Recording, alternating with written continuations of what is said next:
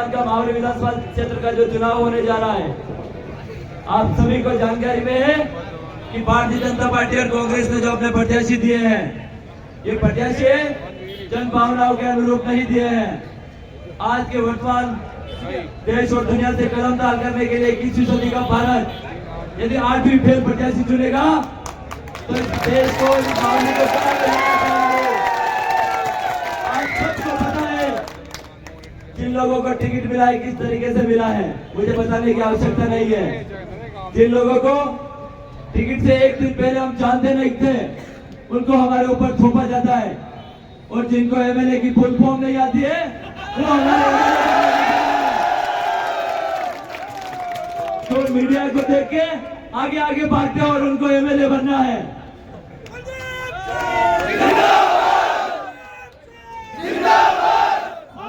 सबको देना है, भारत माता की। कांग्रेस और बीजेपी के दोनों प्रत्याशी अलग अलग नहीं है। मावली विधानसभा क्षेत्र में आप सभी को पता है कि लंबे समय से मैं जिस जगह पे खड़ा हुआ नगर पालिका छत्रपति नगर सलवाड़ है, यहाँ की धरती इस बात की गवाह है कि भाजपा और कांग्रेस एक ही थाली के चट्टे बट्टे हैं। आप सबको पता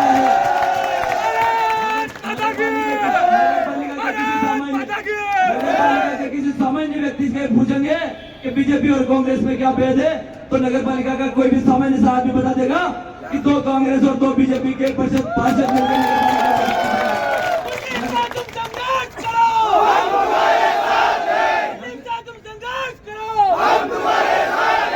नगर पालिका में जिस तरीके से लंबे समय से कांग्रेस और भाजपा मिलकर यहाँ की जनता को गुमराह कर रही है, जनता को लूट रही है, जिस प्रकार से फर्जीवाड़ा इस नगर पालिका क्षेत्र में चल रहा है, इस बात का प्रमाण है कि भाजपा और कांग्रेस मामले विधानसभा क्षेत्र में अलग अलग नहीं है।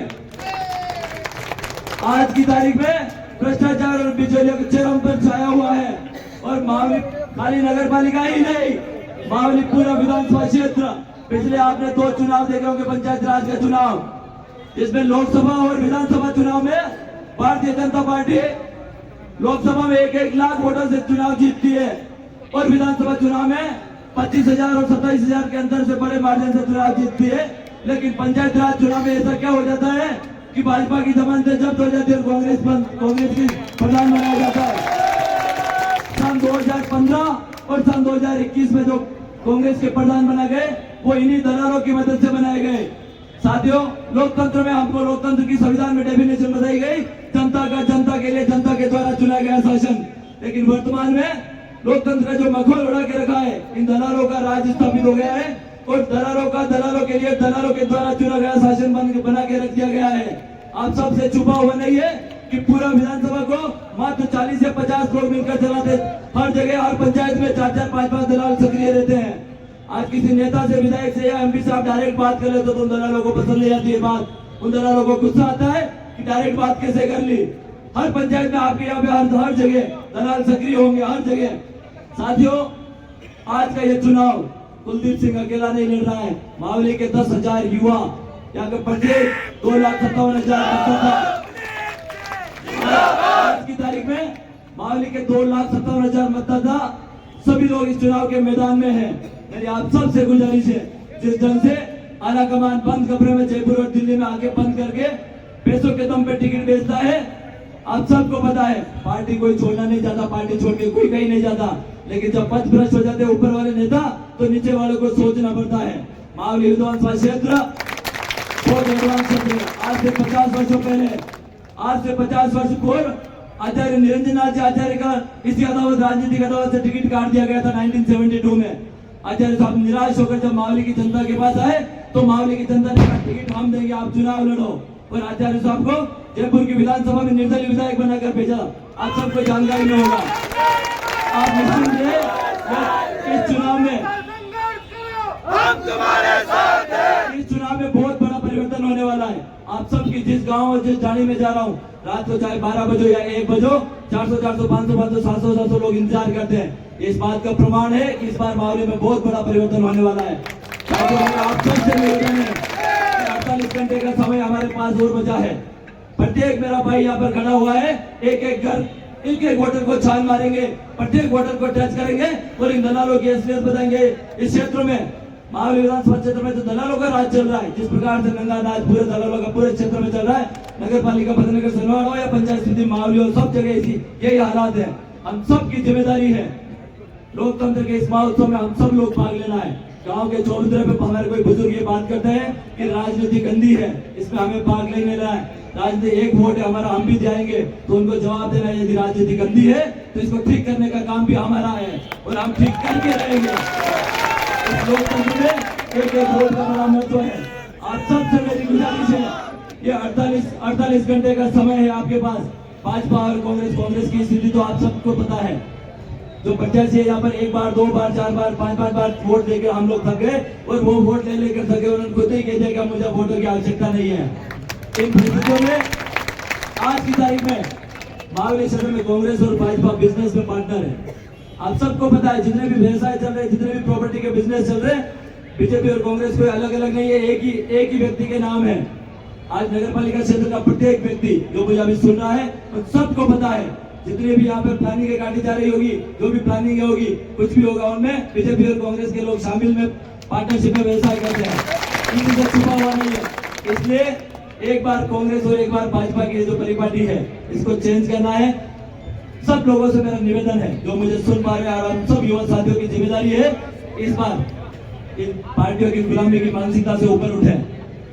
आप सबसे यही गुजारिश है कि पार्टियों की गुलामी की मानसिकता से ऊपर उठकर इस क्षेत्र की चिंता और चिंतन करें।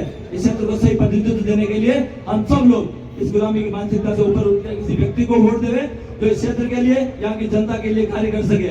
आप सब तैयार हो? ये 48 घंटे का समय मैं आप सबसे लेना चाहता हूँ। आप सब तैयार है क्या? एक बार हाथ सब लोग तैयार है? ये 48 घंटे साथियों, ये 48 घंटे हम सोएंगे ना सोने देंगे। यहाँ के प्रत्येक वोटर को, और विधानसभा क्षेत्र के प्रत्येक वोटर को हमें जगाना है, यहाँ के मतदाता को हमें जगाना है और सबको आग्रह करना है कि इस क्षेत्र के लिए, इस क्षेत्र को सही प्रतिनिधित्व मिले।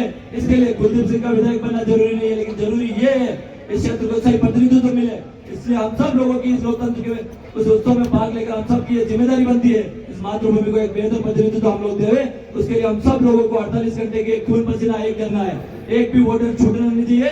ये दलालों का और ये भ्रष्टाचारियों का राज समाप्त करना है। मैं आप सबसे वादा करता हूँ, आपका ये 48 घंटे की मेहनत, आप जो रात दिन मेरे साथ लगे हुए हो, आपका ये मेरे ऊपर कर्जा रहेगा। आपका ये भाई एक मिनट का हिसाब देगा, एक मिनट का हिसाब देगा। और ये जो कर्जा आप लोगों का चल रहा है, इस कर्जे का ब्याज समय चुकता करूंगा, ये आप सबको वादा करता हूँ मैं।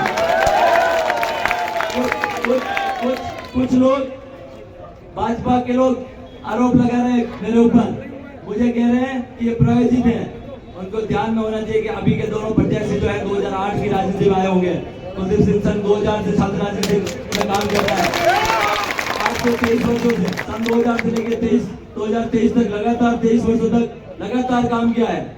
मेरे कोई भी युवा साथी जिनके दिमाग में होगी राजनीति में हम सेवा करने के लिए आए हैं, चार्ज में उठाते रहेंगे। ये जो बैठे हुए दलाल आपको कभी आगे नहीं आने देंगे यदि अपने रास्ते अपन खुद नहीं बनाएंगे। तो आप सबसे गुजारिश है कि 48 घंटे का समय, एक मिनट भी गंवाना नहीं है। और जब परसों वोटिंग होने वाली हो तो हम सब लोगों को, प्रत्येक एक वोटर को पोलिंग बूथ पर आपके भाई का चुनाव चिन्ह कुलदीप सिंह जुनावत, आपकी ईएमवी मशीन में पहले नंबर पर नाम आएगा कुलदीप सिंह जुनावत। पानी की बोतल चुनाव चिन्ह रहेगा।